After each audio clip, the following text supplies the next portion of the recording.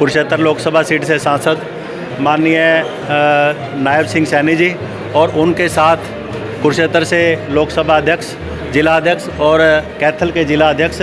अशोक गुजर जी और साथ में राव सुरेंद्र जी यहाँ पर खड़े हैं। मैं जानना चाहूँगा कि आज गांधी जयंती के शुभ अवसर पर वो अपने लोकसभा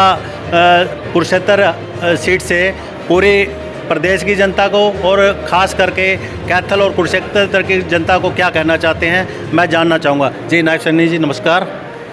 नमस्कार जी। जी आज आप इस 2 अक्टूबर के शुभ अवसर पर गांधी जयंती और लाल बहादुर शास्त्री जी का आपने जिक्र किया है, तो आप खास करके अपनी लोकसभा सीट को लेकर के जो काफ़ी बड़ा लोकसभा क्षेत्र है, तो ऐसे ही अपनी जनता को और अपने जो वोटर्स हैं उनको इस शुभ अवसर पर क्या कहना चाहेंगे। जी सबसे पहले तो मैं राष्ट्रपिता महात्मा गांधी जी की आज जन्म जयंती है और उनके साथ ही आज देश के पूर्व प्रधानमंत्री, लोकप्रिय प्रधानमंत्री लाल बहादुर शास्त्री जी, जिन्होंने देश की मजबूती के अंदर कार्य किया है, ऐसे दोनों महान नेताओं की जन्म जयंती है। इस शुभ अवसर के ऊपर मैं अपने लोकसभा क्षेत्रवासियों को, पूरे हरियाणा प्रदेशवासियों को, देशवासियों को बहुत बहुत शुभकामनाएं और बधाई देना चाहता हूँ। आत्मनिर्भर को लेकर के सैनी साहब जो माननीय प्रधानमंत्री नरेंद्र मोदी जी मिशन लेके चल रहे हैं कि आत्मनिर्भर भारत, उसके बारे में आप खास करके एक गांव की जनता जिनको अभी पूरा पता नहीं है कि कैसे अपना काम चलाएं, उनके बारे में आप क्या कहना चाहेंगे। देखिए, अभी इस शुभ अवसर के ऊपर आज गांधी जयंती की 2 अक्टूबर को एक वेबिनार कार्यक्रम का आयोजन किया गया, जिससे सभागार के अंदर काफ़ी संख्या में यहाँ, क्योंकि कोरोना जैसा वैश्विक संकट है जी,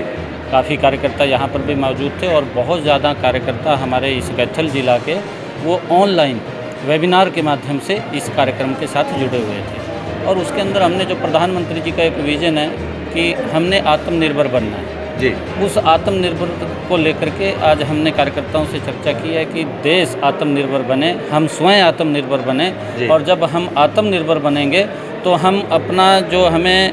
कच्चा माल है वो भी लोकल में मिलता है और उसका हम प्रोडक्शन करेंगे, घर पे करें, हम छोटा सूक्ष्म उद्योग के माध्यम से करें, बड़े उद्योग के माध्यम से करें। और जब हम आत्मनिर्भर बनेंगे तो देश भी मजबूत होगा, हम भी मजबूत होंगे, रोजगार के साधन ज़्यादा खड़े होंगे और देश आत्मनिर्भर बनेगा। और हम उस स्थिति के अंदर आएंगे जब हम ज़्यादा प्रोडक्शन उसकी करेंगे तो यहाँ की पूर्ति तो पूरी होगी, परंतु उसके साथ साथ हम एक्सपोर्ट भी कर सकते। नायब सिंह जी, आज आप देख रहे हैं कि जो किसानों की एक तरफ हम बात करते हैं, प्रधानमंत्री जी बात करते हैं कि किसानों की आय दुगनी हो, और ख़ास करके पूरा जोर प्रयास भी किया जा रहा है केंद्र सरकार की तरफ से, लेकिन हम अनाज मंडी में जाकर देखते हैं कि अनाज जो है ना, अनाज की काफ़ी बेकदरी हो रही है और MSP पे जो PR वैरायटी है वो नहीं अभी ली जा रही, और इसके बारे में आप क्या कहना चाहेंगे। जी नहीं, देखिए, किसान का एक एक दाना वो ख़रीदा जाएगा, किसान को बिल्कुल निश्चिंत होने की इससे ज़रूरत हैगा। और ये जो आदरणीय मुख्यमंत्री जी ने भी कहा है, हमारे देश के प्रधानमंत्री ने भी कहा है कि किसान को किसी प्रकार के कोई भ्रम में रहने की आवश्यकता नहीं है, क्योंकि कोरोना जैसा वैश्विक संकट है और उस वैश्विक संकट के अंदर कांग्रेस जैसा विपक्षी दल इस प्रकार से किसानों को बरगड़ाए, इस प्रकार से किसानों को झूठ बोल करके उनको गुमराह करे कि MSP ख़त्म हो जाएगा और मंडी ख़त्म हो जाएगी, तो ये बहुत निंदनीय है। क्योंकि कांग्रेस की, विपक्ष की जो लगातार राजनीति रही है वो इस प्रकार की राजनीति रही है कि देश को कमज़ोर किया जाए, परंतु इस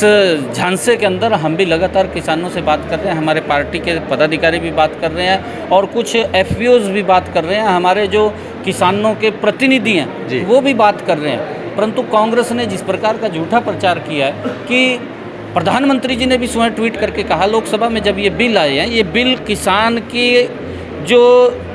उसकी आय है उसके अंदर क्रांतिकारी बदलाव लाने का काम ये करेंगे। हमें धैर्य रखना चाहिए और आने वाले समय के अंदर किसान मजबूत होगा, किसान की आय बढ़ेगी। इन बिलों के माध्यम से किसान को किसी प्रकार की कोई जुम्मस नहीं है, किसान को सिर्फ इन बिलों के माध्यम से स्वतंत्रता दी गई है कि वो अपने माल को खेत में बेच सकता है, वो अपने माल को मंडी में बेच सकता है। जी सैनी साहब, तीसरा बिंदु है जो करंट ज्वलंत मुद्दा है, एक मनीषा लड़की है उत्तर प्रदेश से, जिसके बारे में खास करके दलित समाज ने कल विरोध भी जताया है और कैथल के अंदर भी DC साहब को ज्ञापन भी सौंपा है। तो ऐसी घटना के बारे में आप क्या कठोर कदम उठाएंगे। देखिए, आदरणीय मुख्यमंत्री आदित्य योगी नाथ जी ने वहाँ पर एक कमेटी का गठन किया है और ये कहा है कि जल्दी इसकी 10 दिन के अंदर तुरंत जांच करके उसकी रिपोर्ट दें और उसके बाद उसको फास्ट ट्रैक के अंदर तुरंत जो दोषी लोग हैं उनके खिलाफ़ सख्त कार्रवाई होगी। इस प्रकार का समाज के अंदर ये घटनाएं जो होती हैं, दुखदायी घटनाएं, ये घटनाएं नहीं होनी चाहिए और समाज को हम सबको मिलकर के आगे बढ़ना चाहिए। इस प्रकार की घटनाओं से समाज भी बदनाम होता है, हम स्वयं भी बदनाम होते हैं, परंतु जो दोषी व्यक्ति हैं जिन्होंने ये घृणित कृत्य कार्य किया उसके खिलाफ सख्त कार्रवाई होगी। ये आदरणीय उत्तर प्रदेश के मुख्यमंत्री योगी आदित्यनाथ जी ने वो स्पष्ट रूप से कमेटी बना करके संदेश भी दे दिया कि किसी व्यक्ति को बख्शा नहीं जाएगा। जी सैनी साहब, जो है आज़ाद न्यूज़ है हमारा चैनल, और अभी कैथल में क्योंकि पीछे भी आप आए हैं और खुला दरबार में भी आप आते रहे हैं, खास करके आपका लोकसभा क्षेत्र बहुत बड़ा है। हम ऐसे गांव से आते हैं जो कि बिल्कुल आपका पश्चिम छोर पर है, गांव सांगन है, क्योंकि आप देखते हैं नंदसिंह वाला और सांगन लास्ट में है, तो वहाँ पे विजिट भी आपको थोड़ा सा दूर के एरिया में भी करनी चाहिए। क्या कहना चाहिए? सांगन भी मैं गया हूँ और नंद सिंह वाड़ा भी मैं गया हूँ। मेरे लगभग 3-4 चक्कर सांगन में भी लगे हैं और नंद सिंह वाड़ा में भी लगे हैं जी। और वहाँ की जो समस्याएं हैं मैं यहाँ पर भी बैठ करके सुनता हूँ। कोई भी व्यक्ति मेरे पास आता है, मेरे पे फ़ोन पे भी बात करते हैं लोग, मैं डायरेक्ट फ़ोन भी सुनता हूँ और जो भी फ़ोन के ऊपर भी अगर बताते हैं उन समस्याओं का हम समाधान करते हैं। सैनी साहब, पिछले राजकुमार जी यहाँ से सांसद रहे हैं और उन्होंने सांगन को गोद भी लिया था, और तो उनके टाइम में भी कुछ नहीं हो पाया, आदर्श गाँव को लेकर के भी अडॉप्ट किया है। ये नरेंद्र मोदी की सरकार है, पूरे देश का मजबूती से विकास। जी, बहुत बहुत धन्यवाद। ये थे हमारे सांसद नायब सिंह सैनी जी, और अभी आपने देखा कि कैथल में इन्होंने गांधी जयंती पर अपने विचार रखे हैं और देश के और जनता को अपने विचार दिए हैं। कैमरा पर्सन के साथ राजेंद्र कौशल, पॉलिटिकल रिपोर्टर, कैथल। जय हिंद, जय भारत।